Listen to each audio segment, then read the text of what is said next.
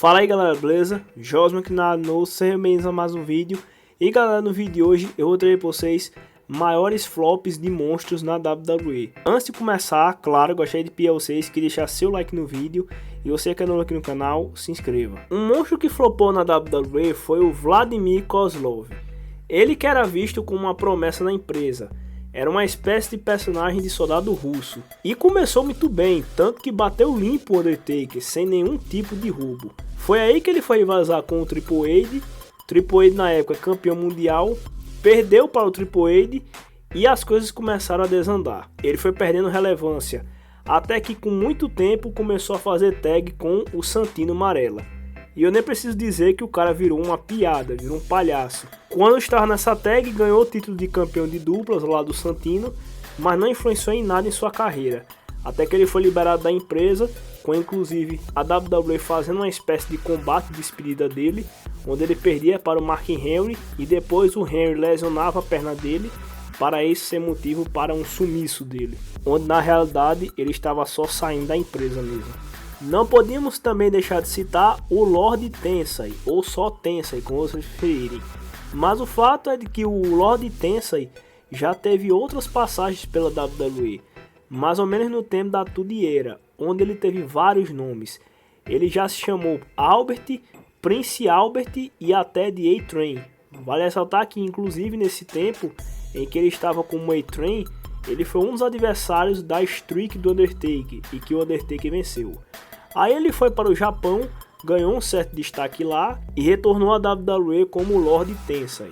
Alguns fãs que são da geração esporte interativo devem lembrar bem dele, que ele chegou chegando, passava o trator nos oponentes, vencendo até o CM Punk no processo. CM Punk inclusive estava como campeão mundial no período, mas aí um belo dia, numa edição do Raw, ele é vencido pelo John Cena. E daí ele começa uma sequência de derrotas até ir parar numa tag com o Brodus Clay. Eu nem preciso dizer que o cara virou chacota depois de entrar para essa tag. Hoje ele atua na WWE como um dos treinadores do Performance Center e com o nome de Matt Bloom. Um caso muito conhecido pelos fãs foi o do Great Khali, porque ele chegou de uma forma muito dominante na WWE, batendo limpo o Undertaker no processo e até vencendo o Mundial. Mas após ele perder esse cinturão, a WWE meio que desistiu de dar push para ele, devido o Great Khali ser bastante lento. Alguns até chegam a afirmar que ele é o pior wrestler que já passou pela WWE, devido à sua lentidão. Até porque com o tamanho dele, não dava para fazer muita coisa. E ele começou a sofrer mais derrotas e depois virou palhaço, indo de um monstro heel para um gigante bonzinho que ficava dançando em sua entrada. Esse caso aqui vai mais de opinião pessoal mesmo, mas eu acho que o Rusev é outro monstro que flopou na WWE, porque tá certo que ele chegou bem no main roster, venceu o título americano e ele vinha sendo o mais novo anti-americano da WWE, um heel muito odiado e dominante, diga-se de passagem, batendo o guerreiro Celta Sheamus, que foi onde ele venceu o título americano e teve aquele primeiro reinado dele que foi muito dominante, e nesse reinado ele venceu grandes nomes.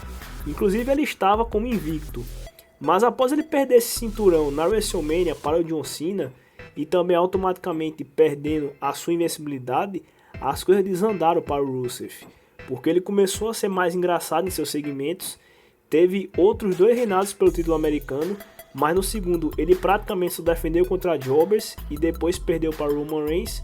E no seu terceiro e último reinado, não só pelo título americano, mas também o último reinado dele na empresa, ele venceu e perdeu logo na revanche. E vocês devem lembrar muito bem que em seus últimos dias de WWE, ele participou de uma storyline onde ele era corno, a Lana passava chifre nele lá com o Bobby Lashley. Então é um cara que ele era um monstro, chegou muito dominante, mas ele acabou flopando. Como menções honrosas, eu vou citar o Ryback, que muitos colocavam que ele ia dominar.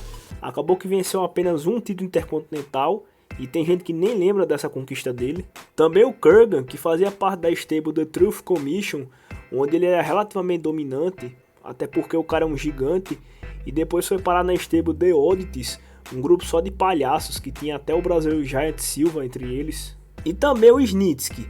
Quem é da geração do SBT deve lembrar que muitos até botavam hype nele, mas quando ele ia disputar algo importante, acabava perdendo.